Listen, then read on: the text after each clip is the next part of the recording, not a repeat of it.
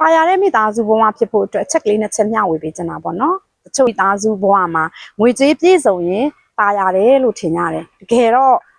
အရေးကြီးတဲ့အခန်းကဏ္ဍမှာငွေရလဲပါပါတယ်အဓိကအချက်တွေကတော့ကျမတို့မိသားစုတွေသားသမီးတွေခင်မောနေရတယောက်နဲ့တယောက်ချစ်ခင်မှုဖေးမမှုနားလည်မှုလေးစားမှုတွေနဲ့တွားမှသာလင်အဲ့ဒီအိမ်ထောင်တစုမှာတာယာပျော်ရွှင်စရာကောင်းတာပါအဲ့ဒါကြောင့်တာယာပျော်ရွှင်မှုအကောင်းဆုံးနေရာကိုတွန်းပို့လိုက်တာကတော့စီလုံးညီညွတ်မှုနဲ့တယောက်နဲ့တယောက်ဖေးမနားလည်မှုတွေနဲ့ပါပဲနံပါတ်1အချက်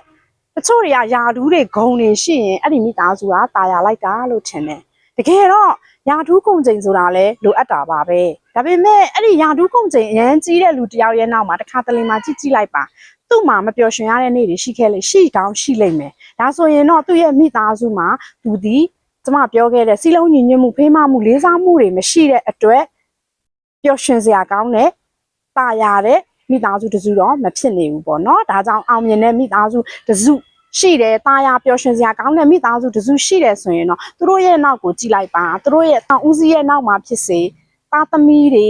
မိန်းမတွေကအရန်ကို scoring ကောင်းတဲ့မိသားစုနေတာဖြစ်ပါတယ်ဒါကြောင့်ဒီနေ့ကျွန်မမျှဝေပေးလိုက်တဲ့အချက်ကလေးတွေကနေပြီးတော့မှကိုယ့်ရဲ့မိသားစုကိုလည်းတာယာပျော်ရွှင်စရာဖြစ်အောင်ဖန်တီးနိုင်ကြလိမ့်မယ်လို့လည်းမျှော်လင့်ပါတယ်ကျွန်မကတော့အမျိုးသမီးတွေရဲ့ဘဝတွေကို